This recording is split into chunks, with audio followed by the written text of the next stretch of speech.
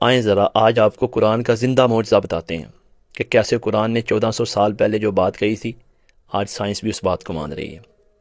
آپ کو پتہ ہے یہ جو زمین ہماری کے اندر لوہا ہے نا، یہ اس زمین کی پیداوار ہی نہیں ہے، اور سائنسدان بھی اس بات کو مانتے ہیں کہ یہ لوہا زمین کے اوپر نہیں بنا، یہ کہیں سے اتارا گیا ہے، کیونکہ لوہا جتنی حرارت سے بنتا ہے نا، ہمارے سورج کے پاس بھی اتنی حرارت نہیں ہے۔ اب بات کے اوپر غور کریں، یہ صرف سائنسدانوں کے مطابق اس صورت میں بنتا ہے کہ جب سپر نووا، جب کوئی دو بڑے سیارے یا کوئی بہت بڑا سیارہ پھٹ جائے تو اس سے جو نکلنے والی حرارت ہے، اس سے اس کے قریب کے کوئی سیارے یا اسی سیارے کے کچھ حصے جو ہے وہ لوہے میں بدلتے ہیں، یعنی کہ ان کو بننے کے لیے اتنی زیادہ بھاپ چاہیے کہ جو آپ لفظوں میں بیان نہیں کر سکتے، اتنی سورج کے پاس بھی حرارت نہیں ہے۔ لیکن جب یہ سپر نووا پھٹتا ہے تو پھر پھٹنے کے بعد جو پیس ہوتے ہیں، ٹکڑے ہوتے ہیں، ان میں سے کچھ ٹکڑے لوہے کی شکل اختیار کر لیتے ہیں۔ اب آ جائیں قرآن کی طرف۔ قرآن میں ایک سورہ تھا، سورہ الحدید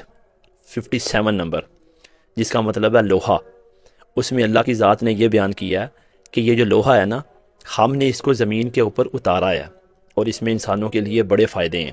اور واقعی فائدے ہیں۔ ہر چیز لوہے سے بنی ہوئی ہے۔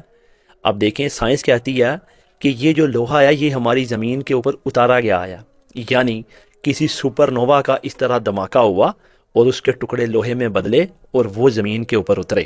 جس سے یہ سارے کے سارے ہماری زمین کے اندر دنس گئے، اور آج لوہا مختلف علاقوں سے نکل رہا ہے۔ جیسے گیس اور تیل نکلتا ہے نا، ایسے کئی علاقوں میں دریافت ہوتا ہے کہ لوہا بھی نکلا ہے۔ دیکھا قرآن کا معجزہ، 1400 سال پہلے یہ بات بتا دی تھی کہ لوہا اس زمین کے اوپر اتارا گیا ہے،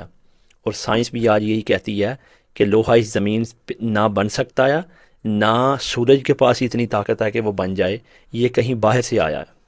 یہ ہے ہمارا قرآن۔ اس لیے یہ جو بدبخت کہتے ہیں نا کہ سب کچھ خود بخود ہو گیا ہے، ان کی عقلوں کے اوپر ماتم کیا کریں۔ یہ لوگ جواب دینے کے قابل بھی نہیں ہیں کہ اتنا سسٹم مینیجیبل، ہر چیز کو جو ہے نا وہ پراپر طریقے سے چلایا جا رہا ہے، وہ خود بخود ہو رہا ہے، ایسا ممکن ہی نہیں ہے۔